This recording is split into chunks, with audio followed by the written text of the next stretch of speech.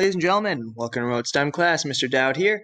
Hope everyone's having a fantastic Thursday. Yes, I apologize. The dates got messed up. We had to switch around some of the recordings or the videos, I should say. So, got pushed back one day. That is all. So, happy Thursday, everyone. Last class we did Mesa Verde National Park, where they had all the Pueblans, old cave dwellings, which is really cool. So we're on to Mount Rainier. Ooh, this looks like a wintry place, huh? So this is in Washington State. So we start with the Nisqually entrance, official historic district with original park entrance dating back to 1908. A 1908 cabin and other rustic structures. That is a cool entrance, though, especially with all the snow. That is really cool. Next, we're on to the Longmire Museum. So it's a former park headquarters built by homesteader James Longmire back in 1916 and repurposed as a museum. So at one point, this was James Longmire's house back when it was a homestead. A homestead is just what's what I'm looking for? Pretty much like a farm kind of like deal. Not really farm, but it's a big plot of land, not just a house. It has all the buildings along with it. That's what makes it a homestead. Next, we have the Trail of Shadows. Sounds like something out of a video game. This is a 75-mile loop pass that passes through marshland, cedar forest, plus a mineral springs and 19th century cabin. So 75 miles, so that's a long hiking. That's more of a backpacking trip. And by backpacking, I mean you carry what you go in, and you take like a week and you hike through. Pretty cool. Next up is the Henry M. Jackson's Visitor Center. Wow, that looks like a way nicer visitor center than a lot of the other places. So it's a full-service visitor center with exhibits, snacks, and a bookstore with ranger programs. Looks like something out of a ski mountain. Actually, is those ski poles? Yep, so they probably do some cross-country skiing there. Cool stuff. Next is the Grove of the Patriarch Trail.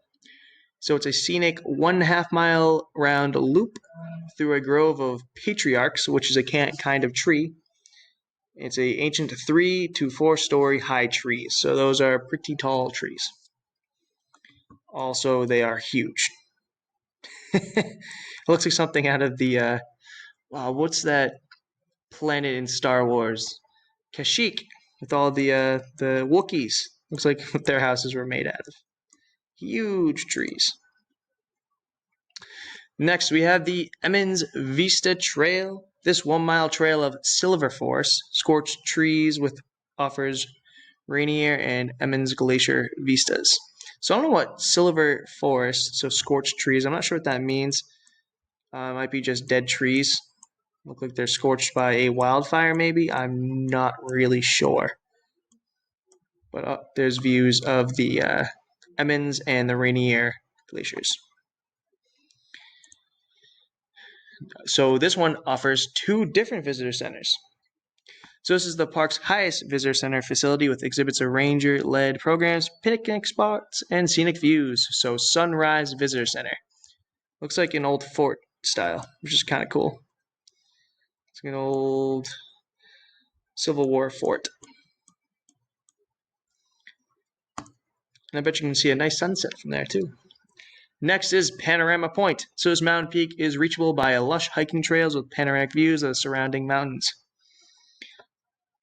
Those are some beautiful views. Oh, did it stop? Might have stopped. Try to reload that, see if it does anything. Yes, it didn't finish rendering. So these are some nice mountains. I bet people ski here too, but I probably wouldn't because I don't want to scratch my skis on some rocks, personally. Look at that.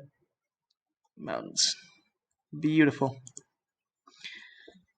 Next, we have the Stevens Van Trump Historical Monument. It's a rock monument commemorating first documented ascent of Rainier back in 1870 by Stevens Van Trump Party. So obviously, Mount Rainier is a very tall mountain. I'm not sure how tall it is because I haven't read anything on it yet. But same thing with like Everest. The first people that got to the top or officially got to the top made a monument. So that's the monument right there. So site of the camp from which General Hazard Van Trump and PB Van Trump made the ascent of the mountain back in August 17th, 1870. Cool. Cool. And last on our list, we have Myrtle Falls. Not Myrtle Beach, Myrtle Falls.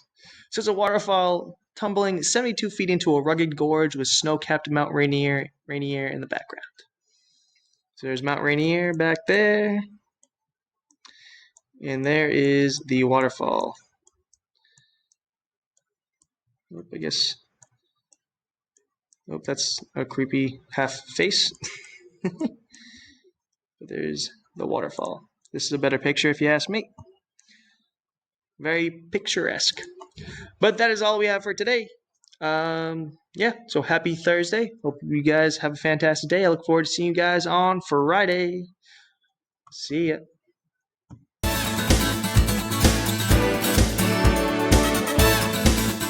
Alright kiddos, let's do a sandwich with eggs, but this time on a bagel.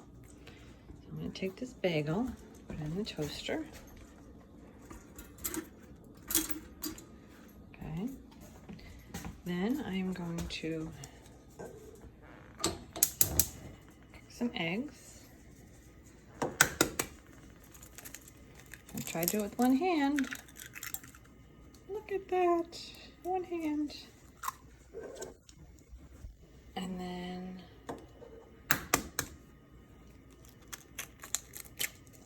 oh, got a little bit of shell. That's okay. 2 hands.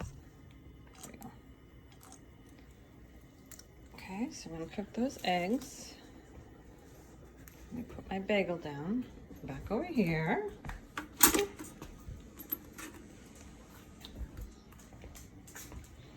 So instead of making an egg sandwich on toast or on an English muffin, I'm going to do it on a bagel.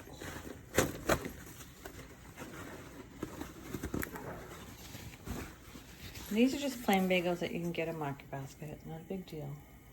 You can get them anywhere. You can get them at Market Basket. You can get them in a bakery. So right here I broke the yolk, which I don't mind. Some people don't like that. I personally, it doesn't bother me. So the yellow is the oak. That's the broken oak. But you can still eat it. Okay, so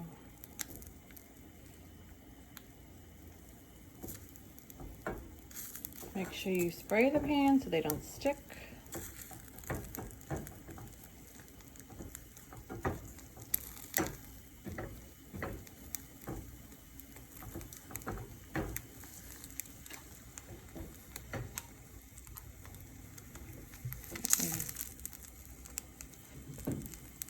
Now I should check on my bagel.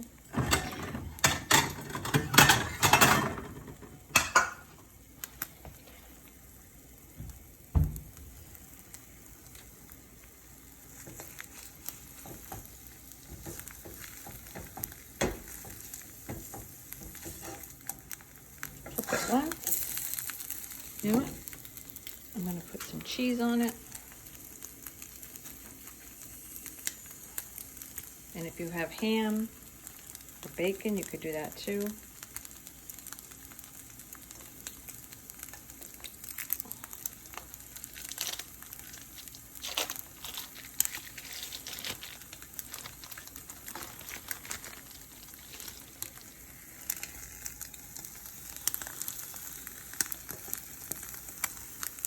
Okay. Check my bagel.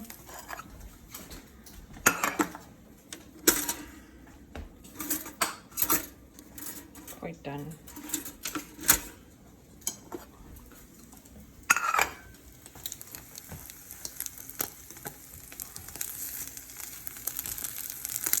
Okay, so now if these are done, which they look like they are, I'm just going to shut the oven off, or the stove off, so they can not continue to cook. And I can move them off the burner because otherwise they will overcook. If I come here, my bagel's still cooking. There's half one. There we go. Bring it over here.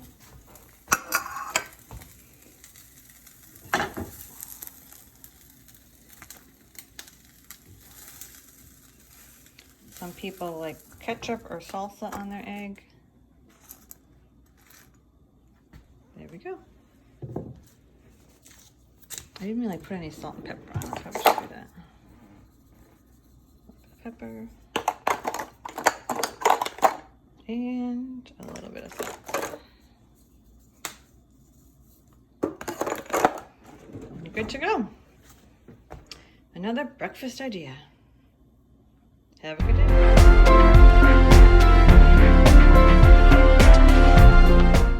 Hey Gators, welcome back to Language in Play.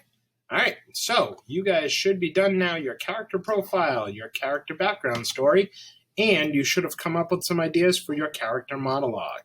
Alright, I'm going to give you my example of a character monologue. That way you guys can make sure that yours is on point. Remember, I asked you to find some sort of conflict that relied on your character profile. All right, for me, it was the ability to catch salmon. All right, I used that in conjunction with the fact that his greatest wish is for his cubs to be the best grizzlies they can be. Well, you can't be a very good grizzly bear if you can't catch a fish. So that's my conflict monologue. So Gus the grizzly bear. All right, boys. It's been 4 days now, and you have not caught a single fish. How am I supposed to feel confident that you can go out on your own if you can't catch a little fish out on the river? Sit down. I'm going to tell you a little story about how my father taught me how to fish. Salmon are a funny little fish. They jump through the water upstream and just dare us to catch them. It looks so easy. But no matter how many times I dipped my paw into that water, I couldn't catch one. It was then that my father sat me down, just like I'm doing with you now, and told me the secret to catching the salmon. Honey! I know it sounds crazy, but if you put a little honey on your claw, the fish will jump right up for it. Let's check the hive and see if it still works. So your monologue can be short, sweet, to the point. It just has to involve a conflict based on your character profile. All right, and tomorrow you guys are going to be recording these monologues on Flipgrid. All right, Gators, can't wait to see what you come up with. Keep working hard.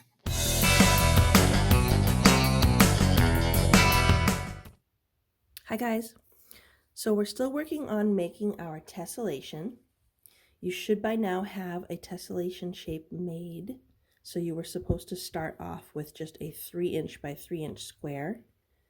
And then you were going to draw some sort of a line to create a shape, cut that out, place it down on the bottom and tape it. And do the same thing on the right side, on the edge. Make some kind of a line. It's up to you what it is. Take that piece and then you replace the piece on this side and tape it. So then you are left with that kind of abstract shape where we don't really know what it is. It's hard to tell what it's supposed to be. We don't recognize it as being anything yet. And then what you're going to do is take your piece, place it on the paper and trace.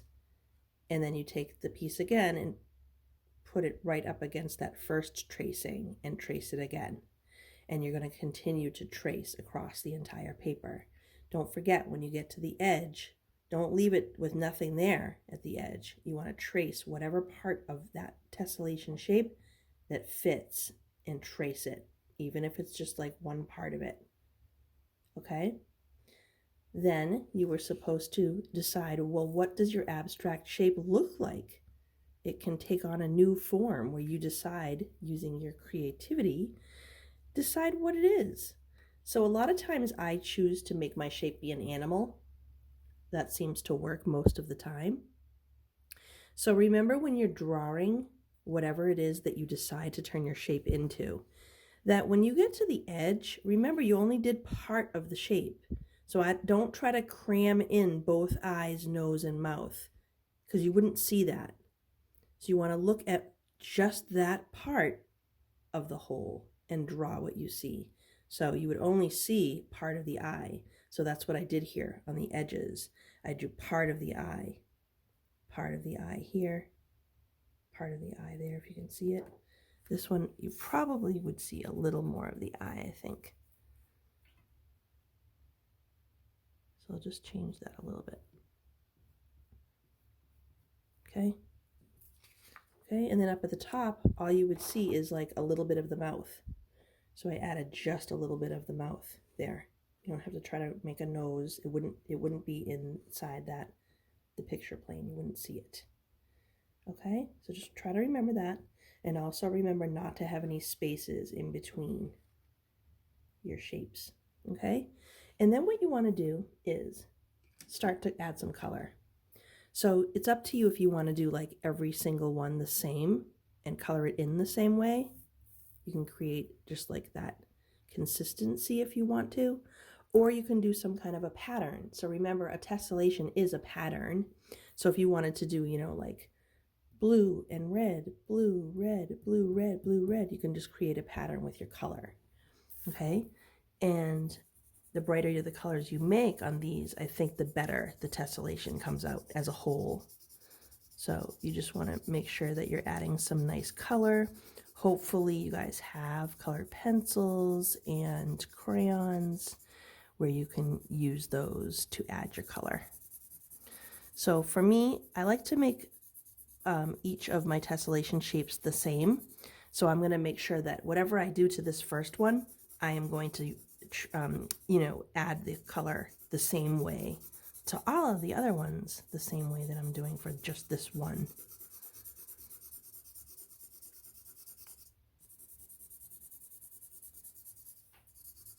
But you don't have to. Like I said, you can create a pattern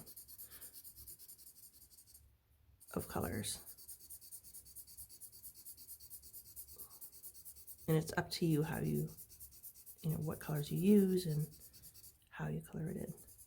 But I would like to see some nice bright colors, or, you know, like not too light. So like when I'm coloring, I'm making sure that I'm pressing down. I might do like a couple of layers of this brown. And I also want to make it look like he has some form to him. So I'm going to create a darker value on the side of it and make it look like there's a little bit of a shadow on him, and keep this part of his face a little bit lighter, a lighter value of color. And it will help to give the illusion of having some form to the shape.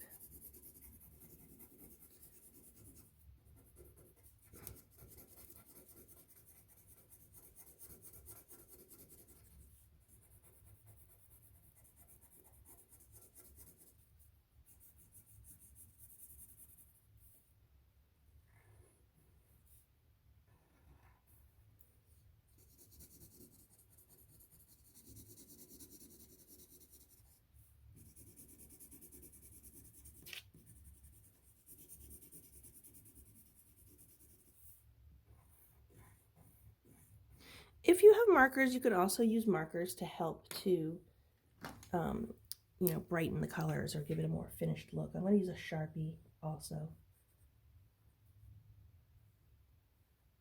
So when you're finished, if you want to use a Sharpie to go over all of the lines, you can.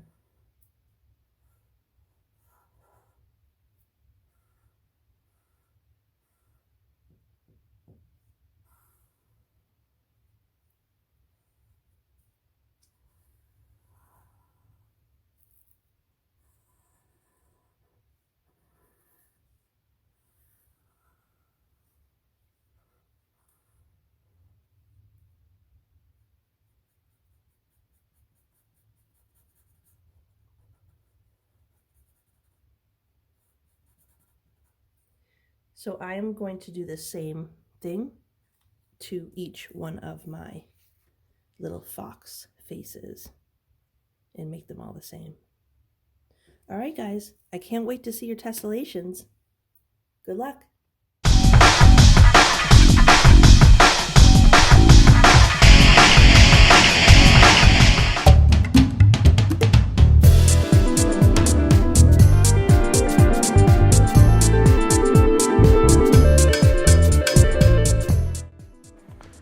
Thanks for watching Enrichment TV, Gators. Remember, work hard, be nice, and we'll see you tomorrow.